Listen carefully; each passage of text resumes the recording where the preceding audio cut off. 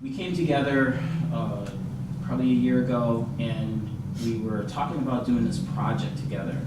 And we really wanted to feature our Black veterans in the community who have just given so much for so long. And when I think about kind of the past, present, and future, the past and the present, will kind of blend together a little bit. But the future is really what I want to focus on toward the end of this. So we came together with this project. The Middlesex United Way graciously awarded us a small grant, and our team began to strategize. And I obviously have to thank Barbara, Wade Holloman, and Ann Percival, who worked right by my side on this, and David Rowan and members of 206. We all got together on this project, and we decided that we would honor veterans. We would look back through all the history, and I wish David were here because he had these booklets that he plopped in front of me, and they were from post-206 events over the years where they had honored veterans and all the events that they did. And there's so much history in these books. Like, I was amazed. And he just had them. So we went through them, and we pulled out information, and we talked about what we were going to use and who should be in this. We looked back at city history. There was a proclamation that Grady Faulkner and Carl Chisholm, who were well, Grady's still on the council, but Carl was on the council, and they had come up with a resolution in honoring Black veterans, and I felt like that was important to talk about as well. So we put together this booklet. We went back and forth with information, and finally the booklet has come to realization. And I think the reason why this is so important to us is because, yes, we talk about our veterans from the past and those who kind of paved the way forward, but we have to think about our youth in the future and the pathway that they either get to military service or consider military service, and is this the right community to help kind of nurture that pathway? Hello. So glad you're here. Hi. How can we help nurture that pathway? But the pathway that most of us, myself included, take is to enlist. And 100% we need our enlisted folks in the military. That is a necessity. But there's another pathway that most of us don't or didn't know about, and I want to mention that as well. So the tremendous service that our veterans have given, and the asset to this community, it's worthy of that recognition. And I'm so glad that we have members from Post 206 and Auxiliary 206 here with us, because they're the cornerstone of what we're really here talking about. And I just want to give you guys a hand for your service and say thank you. Okay. So before I get into kind of my piece and talking more about the project and where we're headed with it, we have Mayor Sarah. Mayor, would you like to just give us a few words? Sure. I appreciate it.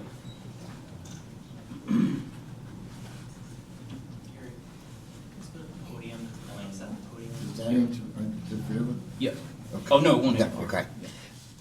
Well, of course, it's an honor to be here with friends, and I see our friends here. As I listen to Gary talk about his project and his goals and vision and hopes for the future, I think of all that our nation faces now, with administration perhaps sometimes trying to divide us, and Middletown is a unique place, a place of caring and of compassion, and we stand for that, and we honor our veterans that served our country, and we honor you today for serving our country and being leaders in our community. That's so important, and I know you've heard that many times before. But our young people need leaders. They need role models to look up to. who can give them that important wisdom that comes with time. I won't say age. Comes with time. They need that, and they crave that. So thank you for all you do, and I support any effort to elevate the good people of our community who've served our country in lots of different ways. Now more than ever before, we need to honor that and celebrate it. Thank you.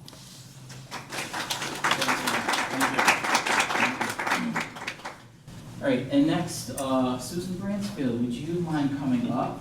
Former First Select Woman, Town of Portland. Hi, Mayor. Nice to see you. Yeah, how you doing? Very well, thanks.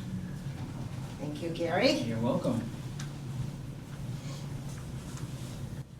Hi, everybody. My name is Susan Bransfield. I was First Select Woman in Portland for 18 years and spent a lot of time working with various organizations and working quite a bit with the City of Middletown.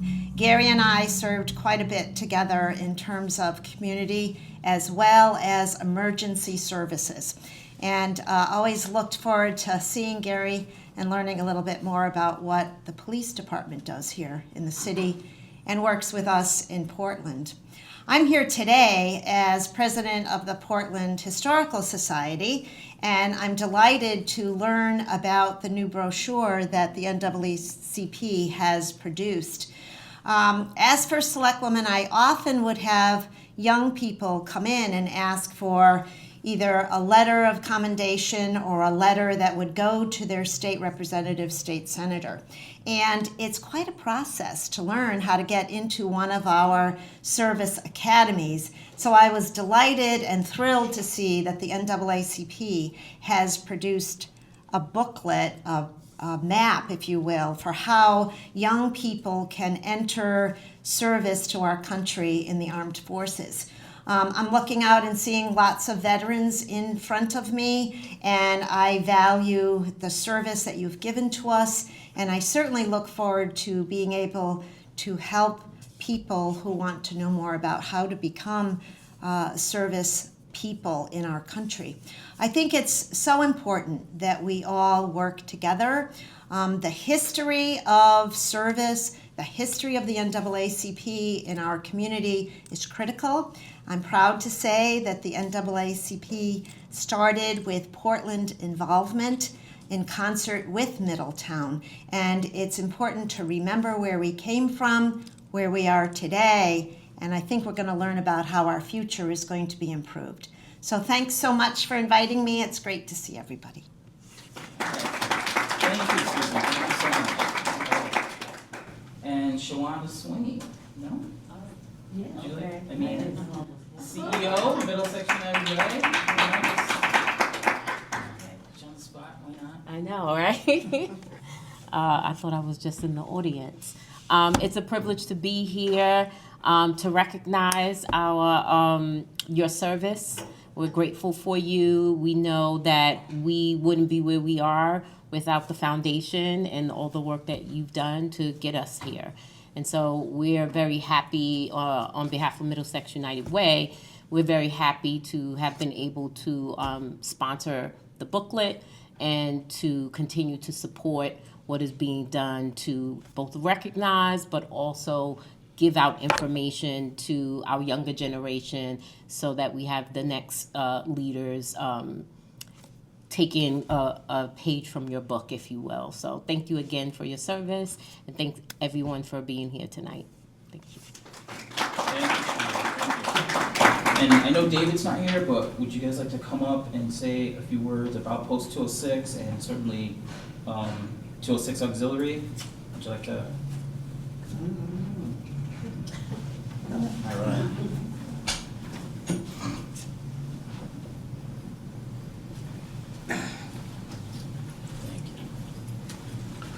First of all, I'd like to thank everybody for being here.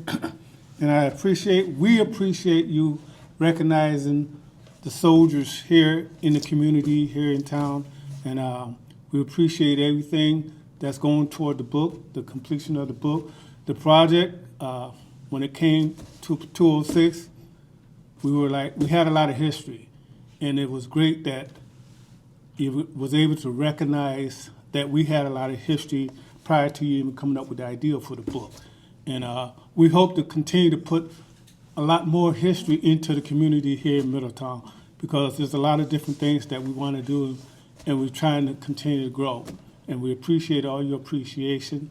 And to my fellow veterans, auxiliary, I take my hat off to you, and I salute everyone.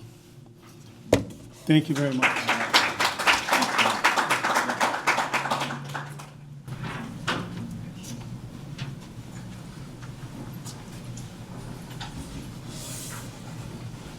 Good afternoon, everyone. My name is Joyce Jones. I'm the president of the American Legion Auxiliary 206. I've been president long enough. 13 years, I think it's enough. And I joined in, I think it was, 2011? No, 2000. Count back. 10, 9, 8. Yeah. And the auxiliary has been in existence since 2007, I believe. 2007, 2008. And presently we have 54 members. Not all of them are active, but they support us. Our main goal is to help our veterans, our community, and the veterans' families. We do a lot of work in Rocky Hill for the veterans. We attend Stand Down all the time. We raise funds for Stand Down. We raise funds for the community. And most of the people that actively participate are very involved and very want to be helpful to the community. So I thank you for having us here today, and God bless. All right, Jerome Turner and Joyce Jones. Thank you so much. So, just a little bit about myself, since we have a little time. I grew up in East Hampton, a couple towns over, and I went off to college right out of high school. Many years and many pounds ago, I was a pretty good soccer and baseball player, so I had a little money to go to college. And after my first year, I don't know, I lost interest in college where I was going, and I ended up joining the Navy. I think my parents called the recruiter. They don't tell me exactly, but I did get that call. And I come from a long line of military service in my family as well. All three of my uncles served actively in World War II, as well as my father, and I have a brother who served in the Navy, late 60s, early 70s, when I was young, a niece who had joined the Air Force after I had served in the Navy. And so I was no stranger to military service, but I never saw myself in the military. So something like a military academy was nowhere on my radar. But military service in my family was. So I do recall family members talking about their time in service, how important it was, and to be proud, and loving your country. And the one thing that really drew me close to this project was, in every commercial you'll see on TV, in every ad, stories you hear about folks joining the military, very rarely do you hear about what military members do after service. And it's the community aspect. It's what we do in and around the community that is important here. And our young people who think about joining don't obviously think about what to do after, how the military can help you build a career, the access to services and resources that you'll have, and to become a resource. We are all veterans. We are all a resource to somebody. And that's what I really want to focus on, and that's what I want this project to be about, is us being a resource to that next generation and showing them that there is a pathway to service. So, education. I had the honor, and really only because I knew a staffer in Rosa DeLaura's office. He was a good friend of mine, he and his wife, and he called me one day and said, hey, Rosa DeLaura has a team of people who interview young students for the military academies. I didn't know what the process was, and I said, yeah, that sounds great, I'll do that. This is maybe 10 years ago. So I went down there, and there were a group of veterans, and there were probably 3 of us in each room, and these kids were coming through, and our job was to, interview them and score them. We had a little rating sheet. And let me tell you, these kids who were all seniors in high school, their resumes were a mile long. Hundreds, some of them thousands of hours of community service. Captains of their teams, captains of the clubs in school. A lot of them had family members who had gone through the service academy, so they knew the process, right? It was incredible. It was, the first time I went, it was the most incredible experience. Every year I went back. But what I started to notice was that there were not a lot of students coming through that looked like me. And that bothered me a little bit, because I felt like this opportunity should be for everyone. And where were all the kids? Where were they? So I learned that senators and U.S. representatives all interviewed, or had kids interviewed, and then they would take those top scores and they would have a selection process, and that is who the senator or the representative would put forth for the service academy selections. So each year I kept going back, and I would see, more kids, and they were so good and so well prepared.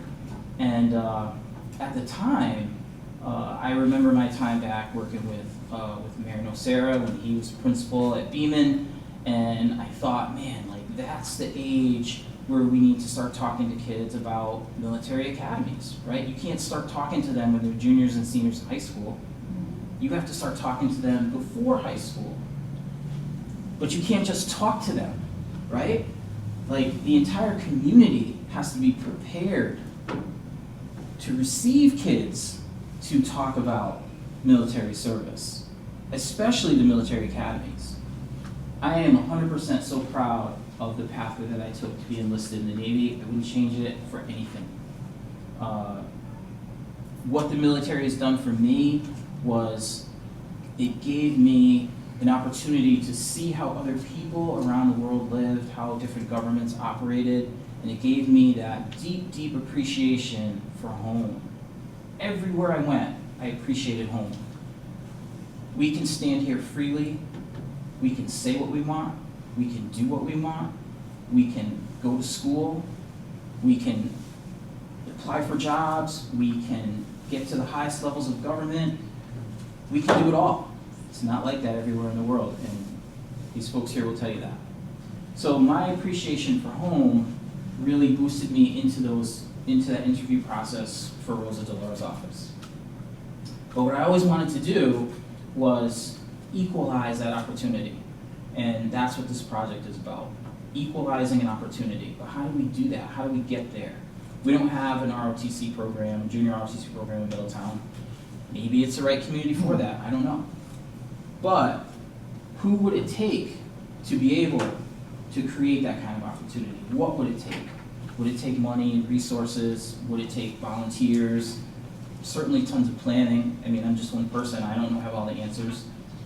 So my call and my reach based on this program is, and thanks to the United Way for kickstarting us into this, is to try to come up with a pathway, because we can't just sit down with a kid that's in 7th or 8th grade and say, hey, how about West Point? You can't do that. The culture of the community, the mindset has to be different. And I guarantee you, once this community gets even one kid to get through that process, others will follow. Because we will support that kid. And we'll continue to support that kid. And that first kid will come back and stand where I'm standing now, in a room full of other kids, and say, yeah, I came from this community, this is what I did, and think of the doors that will open, okay? Because I look at the doors that open for me, just from my military service, that I'm grateful for. But when you're an officer, those are different doors. You know, those are different doors, and it not just changes one person's life, but it changes their family's life and generations behind them. I think about if my uncles or my father had been to a service academy, and I was thinking, or even they had the conversation with me in 7th or 8th grade and said, hey, you know, you want to be a lawyer, you want to be a doctor, you want to be this, that, the other. This is a free education, but you will serve your country. I might have been up for that. So that's what this project is about. It's about our past and our present for those of us who are here, who can forge this, who can work together, who can collaborate and create something for our kids in the future. So that is my presentation, and I do have the framework of what this could look like, but I don't want to get ahead because I think this is many years in the making. And I think it's a lot of resources in the making, and I think it's a lot of strategic thinking in the making, but key people are in this room who can help us get there. And again, nothing wrong with enlisted service. We need kids to enlist. Our recruiters are out there. They come to our schools, right? They come to our communities. They get their kids to enlist, but we just need to make sure that this other pathway is available, they know about it, and the community, not just the kid and the family, the community is prepared to support them. Because that's what this community would take. It would take this community to support a project like that. Any questions? Gary, if I Yes. could just follow up on something you said that really resonated with me. You know, the age of young people being involved in education my entire life is so true. It's such an important thing for us to reflect on. That age of 12, 13, 14-year-olds with an ROTC program, inspiring them, mentoring them. I think Middletown and Middlesex County is ideal and ready for that. That, you know, it is if it's ends up something like that. But encouraging young people, you know, they've never ceased to in my educational career amaze me and inspire me of things when they're inspired. Yeah. And when someone like you, who worked with me for many years, by the way, Gary was my man to help me solve problems at the middle school, and he was so good at it, so good. But you know, inspiring kids is so important, and sometimes, you know, supplementing what the family does too is also very important. That connection, that person from the outside working with the family, is so important. Yeah. So kudos to you. Thank you. Thank you. It's really important. Thank you, Mayor. When I think about young people and, you know, asking them what they want to do, and my daughter's in 7th grade at Beeman right now, we talk all the time, you know, and I said, you know what? I said, next year, Cadence, in 8th grade, we're going to start looking at colleges.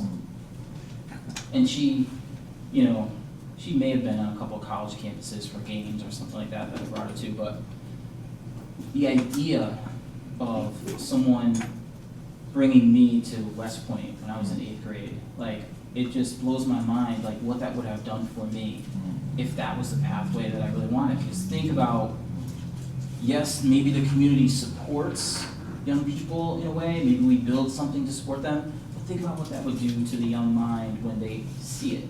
And just today, when I was dropping my daughter off at her dance rehearsal, I said, you know, my grandfather, who she never met, he passed away before she was born, he always had this saying, you can't miss what you never had.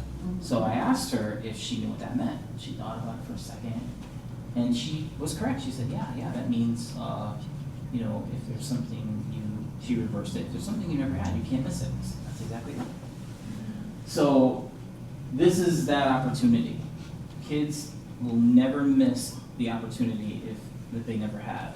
And if we can bring the opportunity and create the pathway and support it, I think we'll have some success. I really do. Yes. That's okay. That's okay. David Rowan is the chapter president for 206. Jerome said a few words and took your place, but do you wanna say anything about the project, David? No, I'll bypass. You'll pass? I'll bypass. All right. Okay. David's on the team, known him many years, and I talked about the booklets that I borrowed from you with all the rich information. So a wealth of knowledge, really even in this room, just decades of knowledge. So that is my pitch. I'm sticking to it, and I think that we could do something really, really great for our young people. And again, taking nothing away from enlisted service, I just want to equalize this opportunity. I Yes. just want to say something, I'm all for it, I agree with what you said, I echo what you said. Yep. I think one of the most significant event is to possibly get the counselors in the school system, Yep. involved in this. That way it can slowly get us into the school system to those young children, those youth Yep. that don't know what they're missing. Yeah. Yeah. And give them an opportunity to see what's there. Absolutely. Mark Maselli just joined us. Thanks for hosting this space, Mark. We appreciate you. Yeah, absolutely. Counselors in school are definitely going to be key to the success. Absolutely. And when we sat down to start talking about the framework, the educational system obviously was right there at the top, because that's the idea. We want kids to get that good education, and military academies definitely offer that. I was thinking about several years back, we had brought black men in white coats to Middletown High, and if you've never seen that documentary, it talks about how there are 2% or less in the United States black male physicians. And so we had about maybe 15 young black men in the room, and we went around and asked them, what do you want to be, right? Asking a high school kid what they want to be, I mean, you never know what you're going to get. But there were a lot of football players and basketball players in the room, and I think one kid said he wanted to be a chef. His dad was a chef, which was great, and many different things. One student said he wanted to be a doctor, and when we talked to him and inquired about kind of his pathway to get there, and I had Dr. Kent Beebe standing right next to me from Middlesex Health. He said, well, I know school is expensive, and I'm hoping to maybe get some scholarships. And when Dr. Kent Beebe stepped in and talked about his pathway to get his education in medicine, which didn't start in the United States, it was like we were all blown away about how hard it was. He talked about mentorship, like who could he reach out to during those tough times in medical school. He talked about the cost. He talked about coming from another country and coming up in an education system here. So there were so many things that are barriers. Absolutely. So many barriers, right? But what if there were another pathway to that excellence? Well, knock down the barriers. What's that? Knock down some of the barriers. Knock down some of the barriers. And make no mistake, even within the military academies, there are barriers. I've been doing more and more reading and research on the academies and talking about some of the difficulties that people of color have in the academy, and they do overcome them, but there are some barriers there. But once you graduate, you are miles ahead in your dream. So this is not for everyone. This is not for everyone. This is for a select few students who want to do something different, and they want to do it in a different way. And that's why I think we need to change the culture of the community, the mindset in looking at military academies as a pathway. We can't go out to the masses and say, come one, come all. We have to identify what students really want this and really want to do something different and something special, and cultivate them and help groom them toward this. But it starts with us, And at some point, we have to bring some young people to the table, right? We always talk sometimes about people and what we think is best for them, but you always gotta bring those people to the table too, because it's important to get their perspective. So at some point, this plan will call for getting some students together.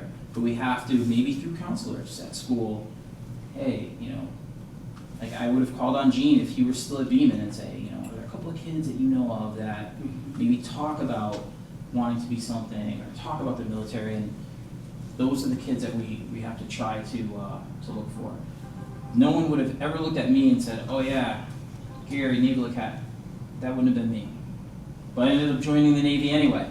Okay, it turned out all right, but I think that as a community we can do this. So really my call to action would be, as we start to think more about this 3 to 5 year plan, to in that first year talk about structure, talk about resources, talk about how this can really look once we put our heads together. So, any other questions? Mark, you came in late, you missed my whole spiel. You would have been proud. I got the recording. You got it? Okay. All right. Time to get.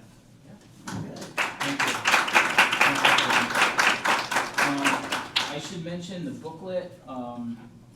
If you don't have a copy, you can download one, right?